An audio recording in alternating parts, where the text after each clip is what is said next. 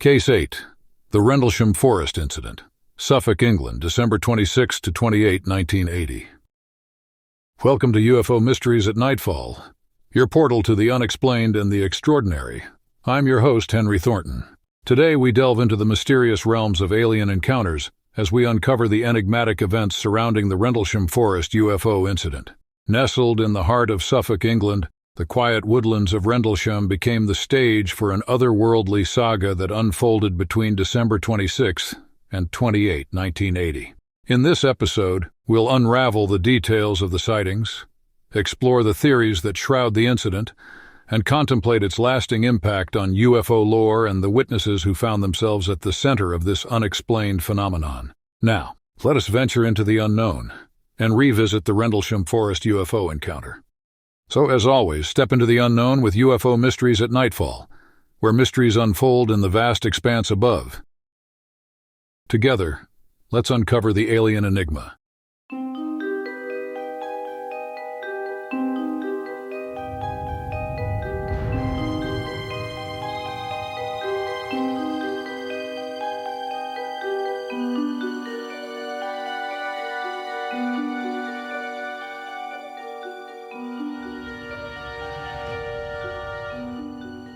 Rendlesham Forest encompasses around 5.8 square miles of spellbinding terrain, which is owned by the Forestry Commission. Located just 8 miles east of Ipswich, this natural haven offers a diverse landscape featuring coniferous plantations, the interspersed broad-leaved belts, heathland and tranquil wetland areas. Its scenic beauty makes it a haven for nature enthusiasts and those seeking solace in the embrace of the natural world. Positioned in proximity to two former military bases, RAF Bentwaters and RAF Woodbridge, both under the command of the United States Air Force during the Cold War. RAF Bentwaters, situated just north of the forest, and RAF Woodbridge, extending into the western fringes of the woodland, under the command of Wing Commander Colonel Gordon E. Williams at the time. These military installations played crucial roles in NATO defense strategies during the tense Cold War era. Rendlesham Forest itself, with its ancient trees and hidden clearings, becomes a character in this episode's unfolding narrative. The coniferous plantations create a rich tapestry of greenery, providing a serene backdrop. Broad-leaved belts add variety to the landscape, creating pockets of biodiversity, while heathland areas contribute an element of wildness.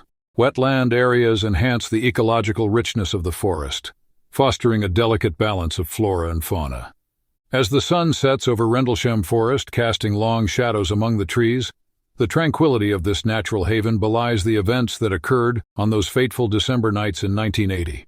The forest, with its ancient trees and whispering leaves, stands as a silent witness to the unfolding mysteries that captured the imaginations of witnesses and investigators alike. The Rendlesham Forest incident remains a topic of fascination and debate, with the natural beauty of the forest contrasting with the historical events that unfolded within its embrace. Whether drawn to the enchanting allure of the woodland's natural wonders or captivated by the echoes of the past, Rendlesham Forest invites exploration and contemplation beneath its ancient canopy, where the earthly and the unknown coexist in harmonious mystery. It was the tail end of 1980. The weather was cold and wintry, and the U.S. Air Force pilots based at RAF Bentwaters, under the instruction of their commanding officers, carried out the duties which had been bestowed upon them. It would be fair to say, however, that the mood amongst the men was somewhat uneasy. It was 3 a.m. on December 26th when the still silence of Boxing Day morning was shattered, as the Bentwaters base's emergency alarms roared in the darkness. The piercing sounds of sirens reverberated throughout the base. The bare plaster on the walls of the base's barracks only served to intensify this extremely loud noise. Armed sentries, who had been on guard duty, were rapidly deployed to strategic positions around the border of the base. One of these sentries was Steve Lungarow, an airman who had been patrolling the weapons bunker at the base, and he was shocked as the alarms went off. Lungarow raced to join his colleagues when suddenly he noticed movement deep inside the forest which surrounded the base. On any given night, Rendlesham Forest would be darker than dark. You would not have been able to see your own hand in front of your face because it was so dark. But on this particular night, a strange red glow emanated from the woodlands. Lungarow's eyes were drawn to numerous other different-colored objects moving around at very high speeds. The frantic movement of these objects resulted in a dreamlike display of lights flashing in the forest. The Air Force men were equally enthralled and perturbed by the display of pulsating bright lights coming from the depths of the forest. They watched in amazement as the lights crashed into each other and separated. They also noticed loud, bizarre, otherworldly noises were coming from the same direction as the lights. The airmen also noticed on several occasions that the objects would float above the tree line. The soldiers wondered if these objects might be carrying out surveillance on the base. The officers who were observing events from the control tower could see the lights that these strange objects were emitting. However, they did not observe them transmitting anything resembling any kind of radio signal or radar signatures. An order was issued from the chiefs on the base to all personnel. It instructed them they were not to leave, and under no circumstances to venture past the base's perimeter and into the woodlands. Just along the road from Bentwaters, the RAF Woodbridge base was enveloped in the total blackness of the night, and perfect silence as the men on base either carried out their sentry duty or retired to sleep for the night. That was until some of the guards out on patrol around the east gate reported that they had witnessed what appeared to be a light aircraft making a descent into the woods, close to the base's airfield, and it was at this point that Lieutenant Colonel Charles Halt, who was the duty officer on the base that night, ordered a patrol of the base to find out exactly what was happening. The patrol made their way into the forest, and as they did so, there was a noticeable change in the atmosphere. Despite the sub-zero temperatures, they started to feel very warm, and they heard an ominous, low humming noise coming from within the forest. Not only that, but they could also hear wailing and screaming, which only served to heighten their senses. As they made their way towards the source of the light and sounds, it became apparent where they were coming from, Capitol Green Farm. The floating orbs of light appeared to be causing distress to the sheep and cows in the fields. At this point, the soldiers split into two teams. One team was tasked with heading deeper into the woods, while the other would head towards RAF Bentwaters. Shortly after the team split up, one group of pilots came across something quite unbelievable, an extraordinary-looking metallic spacecraft, which was hovering in a small clearing. One of the men, Peniston, had a unique ability. He could recognize and identify virtually any kind of aircraft on Earth. However, when he was faced with this alien craft, which was triangle-shaped, the surface was peppered with large red lights and smaller blue ones, he had absolutely no idea what he was looking at. As Peniston observed the mysterious craft, it sprayed a light mist on the ground. He then started to approach the craft and noticed that the exterior of it was buttery smooth, warm, and appeared not to have any obvious features that would be easy or obvious to identify. It had no obvious propulsion system or anything that resembled a steering mechanism. The entire craft appeared to have been milled and created from a single piece of metal. The fact that there were no bolts or rivets anywhere to be seen only confirmed Peniston's suspicions. As he examined the exterior of the craft, Peniston brushed his hand over one of the symbols which were engraved into its surface. Suddenly, a bizarre feeling coupled with a low electrical current shot through his body. The symbols on the craft's surface lit up so brightly that they caused temporary blindness as well as the perceived vision of streams of ones and zeros. It took up to 10 minutes for this terrifying, unreal experience to come to an end. And when it did, the craft darted off instantaneously, zipping through the forest at an unbelievable speed. After taking a few moments to recover from what he had just experienced, Peniston and his partner Burroughs rejoined Cabansag, who confirmed that he had also seen the red light speeding through the forest, but not in as much detail as Peniston had. Upon their return to the base, the three men reported their experience to Lieutenant Colonel Halt. Halt wrote a full report of the incident and then forwarded it on to his own superiors as well as the local authorities. Several more men were sent out to the site during the day to investigate, and they discovered unusual indentations and scorch marks on the ground. Over the next 2 days, Halt would find himself growing more and more frustrated due to the fact that he had not received any official response from the report that he sent. This lack of acknowledgement only served to leave what occurred that night to linger and fester a state of unease and uncertainty amongst the men at the base. Halt continued to receive regular reports from his sentries whenever they witnessed any other lights in the forest, and this made him decide that he had to see what was going on for himself, and so he arranged to take a group of airmen into the forest with him to carry out a thorough investigation. Around 2 a.m. on December 28th, Halt and his band of men ventured forth on their investigation. They only took flashlights and a Geiger counter with them, and they headed towards the clearing where Peniston and Burroughs had their interaction with the craft. Halt wanted to document his investigation, so he took a portable tape recorder with him and used it to record his findings as the group disappeared deeper into the woods. Once the group arrived at the clearing, Halt discovered numerous circular indentations scorched into the ground, which formed a large triangle. Additionally, similar marks were found on the sides of tree trunks surrounding the clearing, along with freshly broken branches and foliage. When they examined the scorch marks, the men found that the readings taken by the Geiger counter were more than double the acceptable background levels. Halt continued recording his findings and observations when one of his men shouted an issue in the darkness. One of the unidentified red aircraft flew from the east and headed straight for them, descending rapidly from the sky. Later, when his recording of the incident was being listened back to, it was discovered that Halt had described the object as being like an eye, which was winking down at him and his men.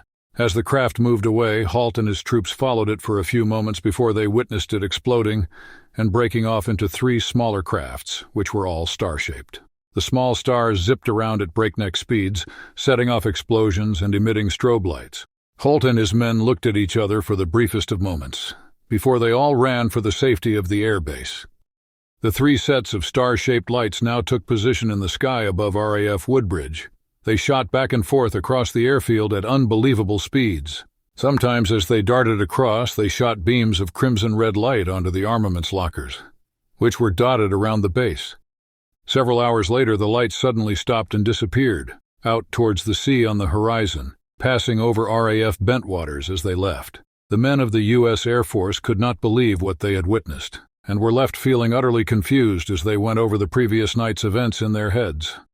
The Halt Memorandum, a key piece of primary evidence, was composed by Lieutenant Colonel Charles Halt, the Deputy Base Commander, and addressed to the UK Ministry of Defence. This document, commonly referred to as the Halt Memo, was the first to be made available to the public. In 1983, it was released in the United States under the U.S. Freedom of Information Act. Dated 13 Jan 1981 and titled Unexplained Lights, the memo was not classified and detailed the events of the Rendlesham Forest incident. Despite a 2-week gap between the incident and the report, which may have contributed to errors in dates and times, the memorandum played a crucial role in revealing the nature of the encounters. Investigator David Clark's examination of the memo and discussions with MOD personnel indicated a cursory investigation by the MOD and a lack of evidence for other reports on the incident from either the U.S. or UK Air Forces, other than the Halt Memo. Lieutenant Colonel Halt, in subsequent statements, expressed his belief that he had witnessed an extraterrestrial event that was subsequently covered up. The Halt tape, recorded during Lieutenant Colonel Halt's investigation, is a 17-minute and 57-second audio recording made available to UFO researchers in 1984 by Colonel Sam Morgan, who succeeded Ted Conrad as Halt's superior. This tape, known as the Halt tape, documents Halt's real-time exploration of the forest, including activities such as taking radiation readings and observing a flashing light between trees. It also captures the sighting of star-like objects that hovered and twinkled. Released by Colonel Morgan, the tape provides an audio account of Halt's experiences during the investigation. Researcher Ian Ridpath transcribed the tape and conducted a step-by-step analysis of its contents, offering additional insights into the events that transpired during Halt's inquiry into the Rendlesham Forest incident.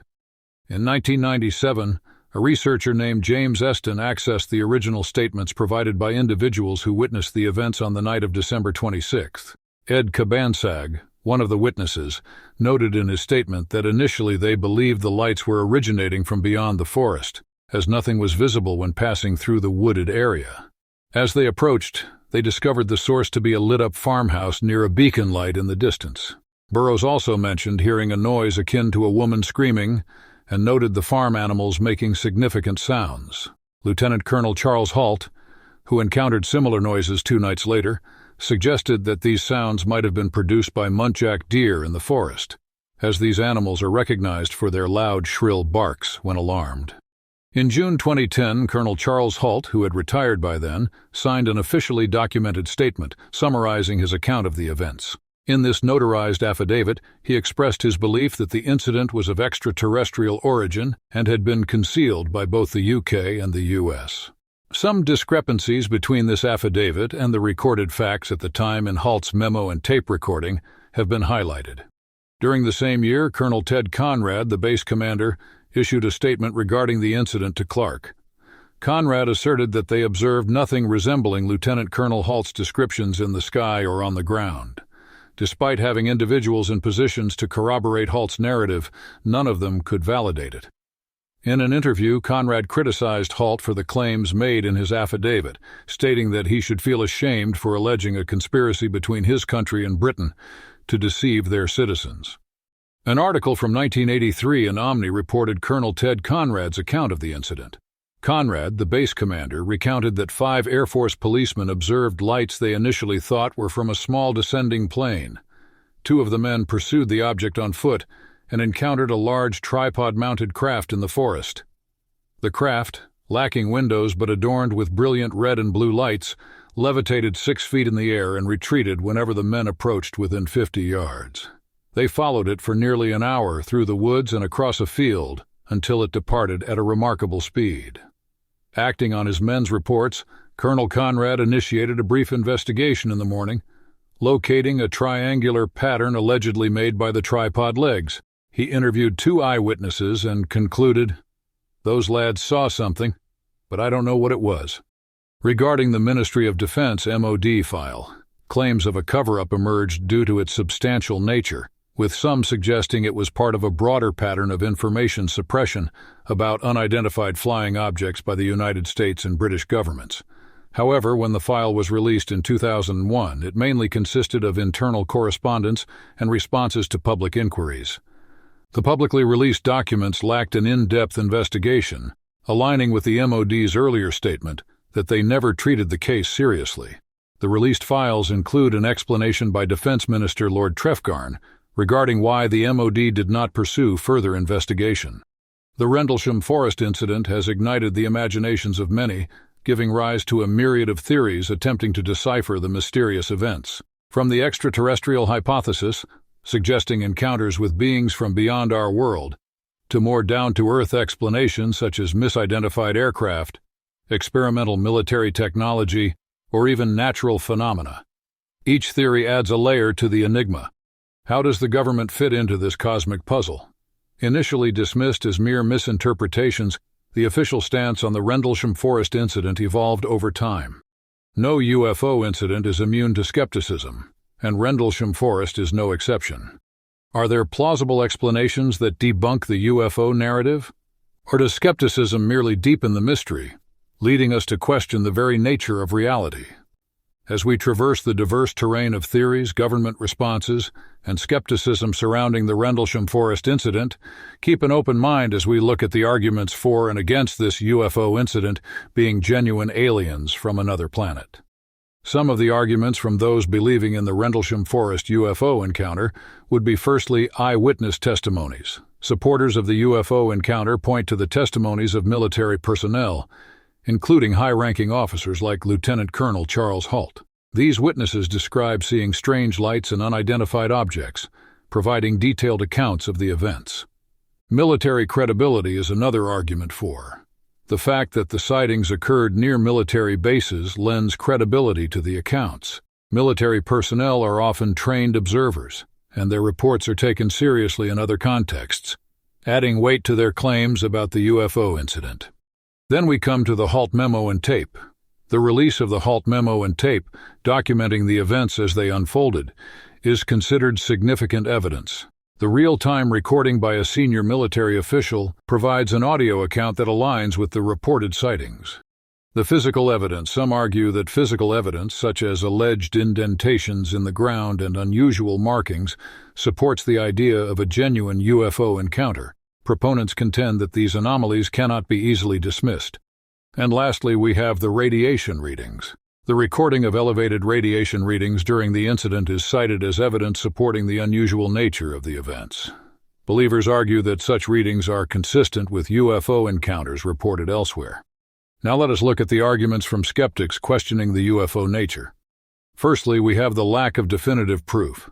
Skeptics often highlight the absence of concrete evidence, such as clear photographs or unambiguous video footage, as a significant point of contention. They argue that eyewitness accounts alone may not be sufficient to establish the event as a UFO encounter. Then we have natural explanations.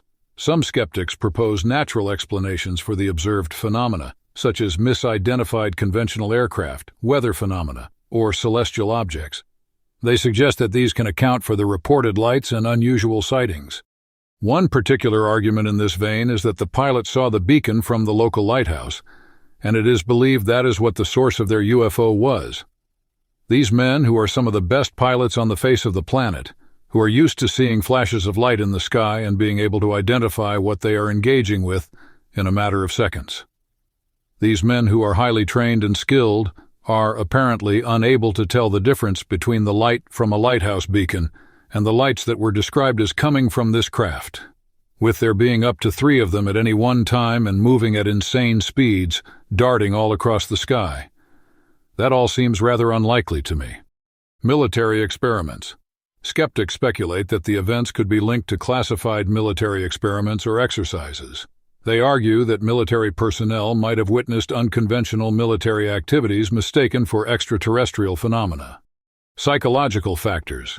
Skeptics often bring up the role of psychological factors, suggesting that stress, fatigue, or other mental and emotional elements could have influenced the perceptions of those involved. This perspective questions the reliability of eyewitness accounts. The Rendlesham Forest incident has cast a long shadow over the field of UFO research. Its significance lies not only in the peculiar events themselves, but in the ripple effect it has had on how we approach and investigate unidentified aerial phenomena.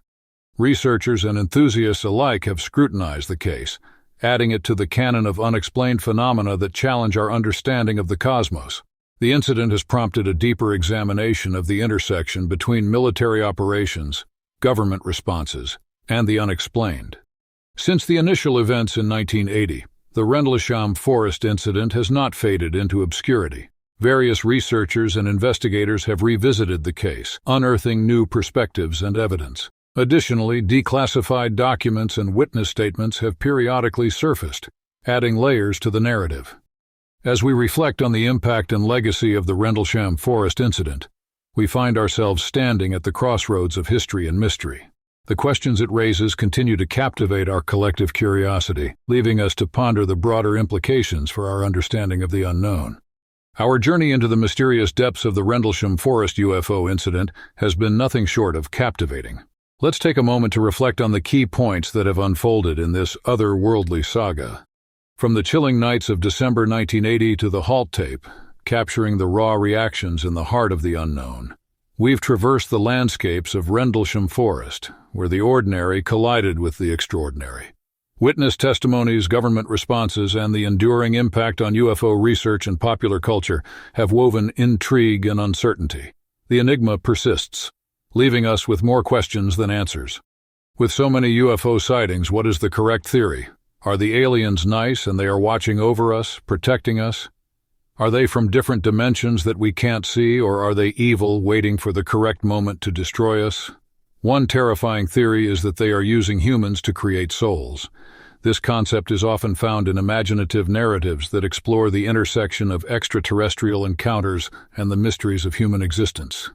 In the scenario described, the notion is that these hypothetical aliens see humans not just as physical beings, but as creators of something ethereal and essential, souls.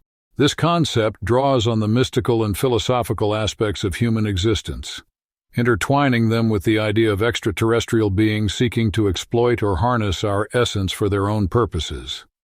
Basically, it is implying that we dumb humans are just living these pointless lives thinking we are important and matter, but really aliens are just using us as slaves to create souls that they gain some kind of power from. Most often aliens are seen as nice and good or protectors, but what if the aliens are evil and they were to attack us? What would it be like? How could we possibly defend ourselves? I imagine it would be something like this. Picture this: a scenario where extraterrestrial beings, not of benevolent intentions, descend upon Earth with a malevolent purpose. The skies darken as colossal, ominous spacecraft pierce through the clouds, casting an otherworldly shadow upon the planet. Their arrival signals a looming threat, one that transcends borders and unites humanity in the face of peril. Governments, once divided by politics and ideologies, are forced to set aside their differences as a common enemy emerges. Imagine the United Nations assembling a coalition of nations, a global alliance unlike any seen before. Countries from every corner of the earth, with their diverse cultures and histories, standing shoulder to shoulder against an extraterrestrial menace. The world's military forces merge into a colossal, united front, a last bastion of defense for our home planet. As the alien forces reveal their sinister agenda, a sense of urgency sweeps across the nations. These intergalactic invaders seek to exploit Earth's resources and, shockingly, our very souls. They view us as mere factory workers, creators of an ethereal essence that they aim to steal. The stakes couldn't be higher, as the survival of humanity hangs in the balance. Picture the world coming together in a symphony of determination, each country contributing its unique strengths and expertise. In this desperate struggle for survival, boundaries blur, and a planetary camaraderie emerges. The once divided human race finds unity in the face of an unimaginable threat. The scene is apocalyptic, as if plucked from the darkest corners of a sci-fi nightmare. The once serene and blue planet is now a canvas of chaos and destruction. Visualize colossal alien spacecraft hovering ominously in the skies, their otherworldly designs casting eerie shadows over the desolation below. Explosions of cataclysmic proportions ripple across the continents, sending shockwaves through the very fabric of the earth. Cities crumble into rubble, their towering skyscrapers reduced to twisted metal and ashes. The atmosphere is choked with billowing plumes of smoke and dust, obscuring the remnants of what was once bustling civilization. The alien weaponry, far beyond the scope of human comprehension, unleashes beams of destructive energy that cut through the landscape like fiery blades. Picture these beams tearing through mountains, carving canyons where cities once stood, leaving nothing but devastation in their wake. As the alien onslaught continues, the planet's surface is scarred with massive craters, evidence of the extraterrestrial onslaught. The oceans churn with turbulent waves, reflecting the turmoil above and below. Forests are reduced to charred remnants, and the natural world is left in ruin. In the midst of this chaos, desperate attempts at resistance unfold. Human military forces engage in a futile struggle against the overwhelming might of the alien invaders. Fighter jets streak across the darkened skies, launching missiles that seem insignificant against the colossal enemy ships. The air is filled with the haunting sounds of destruction, the roars of alien engines, the booming explosions, and the anguished cries of a planet in agony. The once vibrant and diverse Earth is transformed into a nightmarish tableau of devastation and despair, as the alien onslaught relentlessly continues, leaving behind a world on the brink of annihilation. The air resonates with the sounds of fighter jets and marching troops, a testament to humanity's resilience and will to endure.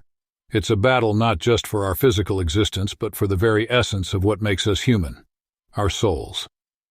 As we conclude this imaginative journey, remember that the realm of alien encounters remains a mystery, one filled with both wonder and trepidation. Beyond the realm of academia, the Rendlesham Forest incident has seeped into popular culture, becoming a touchstone for UFO enthusiasts and a source of inspiration for countless books, documentaries, and films.